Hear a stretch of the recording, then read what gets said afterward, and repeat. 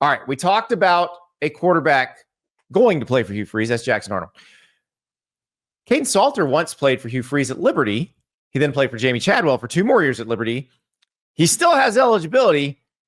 He is now headed to Colorado. And Cody, I don't know about you. This feels to me like this is he's going to be the old guy, the starter. And that allows Julian Lewis to come in, the hotshot out of high school recruit, to come in and break in gradually and does not have to jump in and be the starter right away.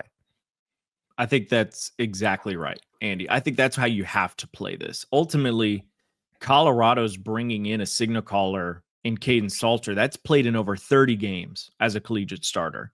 There's inherent value to that. But I think it also benefits a guy like Salter, who has proven to be a dominant player at the G5 level with Liberty. And this allows him to prove to NFL scouts that he can do the same things that he was doing at Liberty, even with a jump in competition level competing in the Big 12. Ultimately, I think Colorado will have a less talented supporting cast around Salter than they had this past season around Shedeur Sanders, but Salter gives them another option in the run game with his legs that I think the Buffs did not have with Shedeur behind center, that I think can mask some of those deficiencies out wide. I think this is the good long-term choice for the Buffs in leaning Kaidon Salter and not forcing a guy like Julian Lewis, who, by the way, not only was he a highly rated 2025 prospect, he reclassified. So he's younger for the cycle. Give him a year to develop, give him a year to sit and learn under a guy like Kaidon Salter, who has plenty of experience. And I think that could pay dividends for the Buffaloes down the line. Ari, your official welcome to On3. We are presented by Wendy's, the Saucy Nuggs. That's our specialty item. We have every flavor of Saucy Nug. Mm-hmm. You've been training for this your entire life. I was telling everybody before this, but my dad looked at me in the eyes when I was a kid, and he said, "Son, you can be anything you want to be. You just got to put your mind to it and work hard." And I said, "I want to eat Wendy's on camera." So I made it. Here I am. So I'm going to just get started. Okay, I'm going to grab some garlic parm. So, okay. I like the garlic parm is a very full, savory. The other, the honey barbecue's got your sweet. This is your ultimate savory here. Buttery and savory. Nothing better than washing it down with a crisp zero, too. You know what I mean? Oh, yeah. A little Coke Zero action. Now, that's the spicy buffalo. That's tremendous. I think that's kind of the perfect. That might be my favorite. This is the Parmesan garlic, and this one I haven't tried yet. Which one? It's a little bit hotter.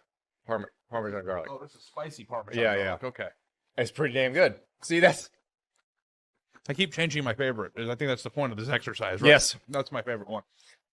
I could put down 32 ounces of Coke Zero and be like, it will not. Where's the next 32 ounces of Coke Zero? Well, and hey, free refills in the restaurant. So Wendy's new Saucy Nugs. Take the crispy and spicy nugs you love and turn them up to 11. Choose between flavors like buffalo, honey barbecue, garlic parm, or if you're a real heat seeker, try the spicy ghost pepper only on Wendy's signature spicy nugs. I dare you.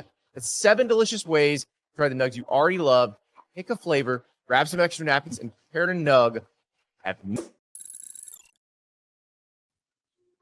Love that long-term thought process, Andy, for Colorado. I thought that just from you and afar, I were wrong. We thought Deion was peacing out, when this season started, but it does seem like he's in this to build something.